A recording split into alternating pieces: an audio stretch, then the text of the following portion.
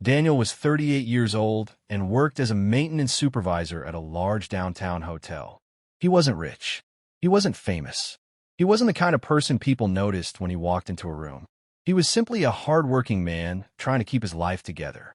Every morning, Daniel woke up before sunrise, made coffee in the small kitchen of his modest apartment, and went to work. Every evening, he came home tired. His life had become a routine of bills, responsibilities, and silence. His wife, Emily, had passed away 3 years earlier after a long illness. Daniel rarely talked about it.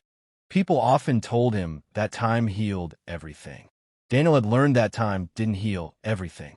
Sometimes time simply taught you how to carry the pain without letting everyone see it. Emily had been the person who believed that every human being deserved kindness. She used to leave food outside their apartment building for anyone who looked hungry. She kept spare blankets in the trunk of their car during winter.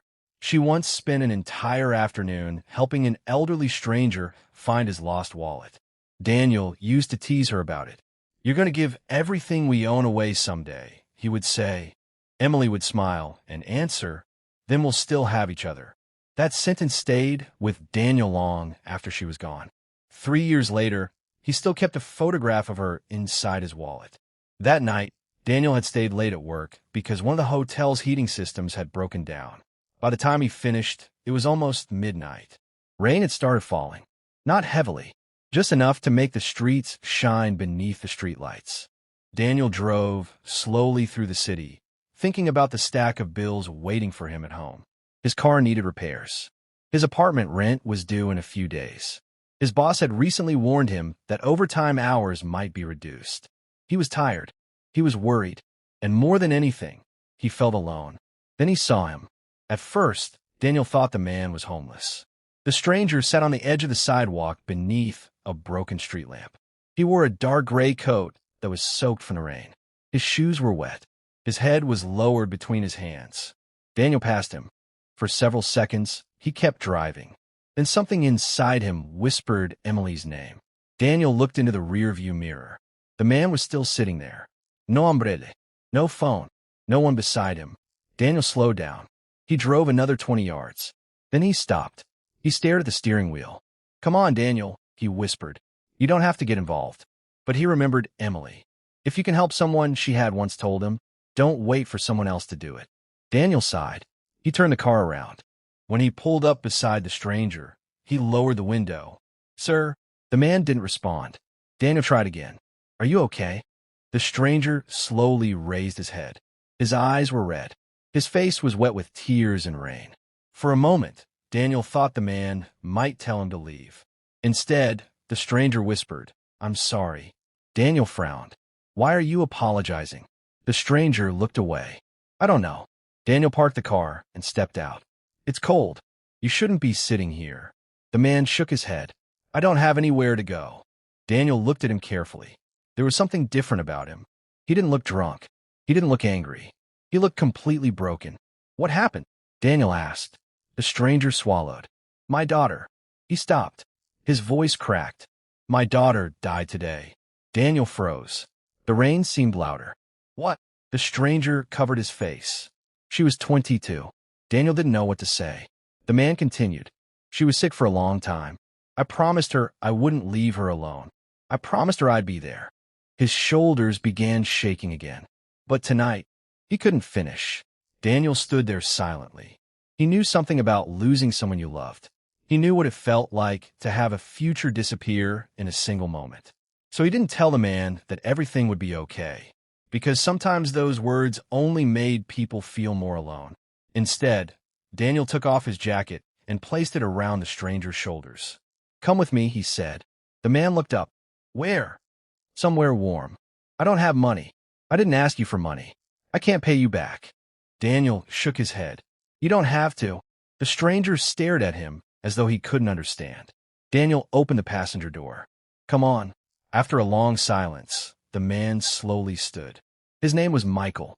He was 56 years old, and he had spent the last 6 hours sitting outside the hospital where his daughter had died. Daniel drove him to a 24-hour diner. It was almost 1 in the morning. The waitress looked at the two men as they entered.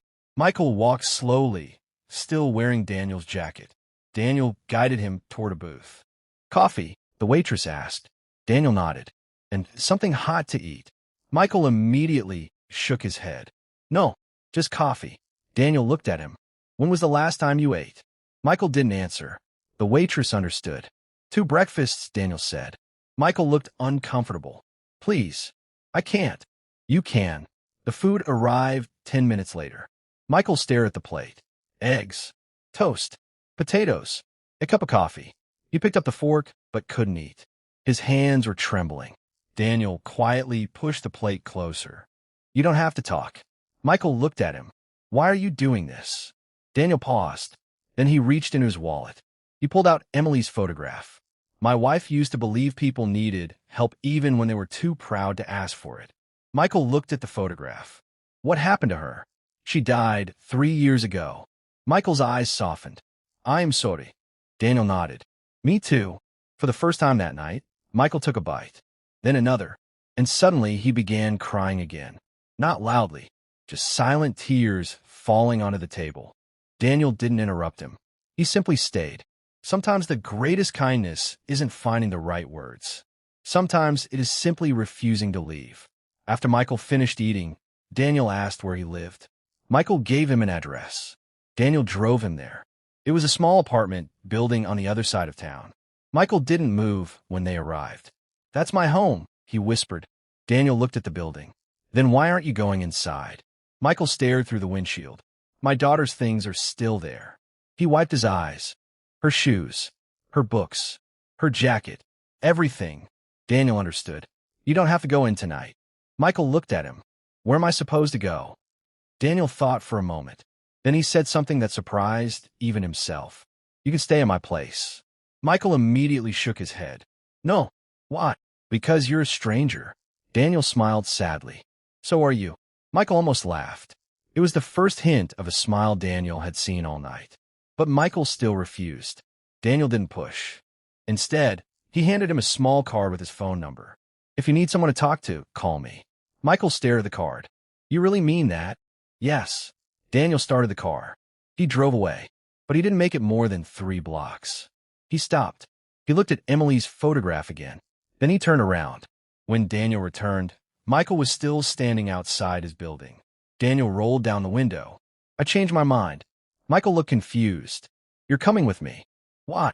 "Because nobody should be alone on a night like this." Michael stood there for several seconds. Then he opened the passenger door. That night, 2 strangers walked into Daniel's apartment. One was carrying grief. The other was carrying loneliness. Neither knew that by morning, their lives would be connected forever. Daniel gave Michael the spare bedroom. There wasn't much in it. A bed, a small lamp, an old dresser. Daniel found him clean clothes and a towel. Michael stood in the doorway. "I don't know how to thank you." "You don't need to." Michael looked around. "Why do you help strangers?" Daniel smiled. "My wife." Michael nodded. "Good woman." "The best." That night, neither man slept much. Daniel lay awake in his bedroom. Michael sat on the edge of the spare bed, staring at the wall. At around 4 in the morning, Daniel heard crying. He got up. He walked to the hallway. Michael was sitting on the floor. His hands were covering his face. Daniel sat beside him. Michael whispered, "I should have saved her." Daniel's heart broke. "You couldn't. I should have known something was wrong. You did everything you could.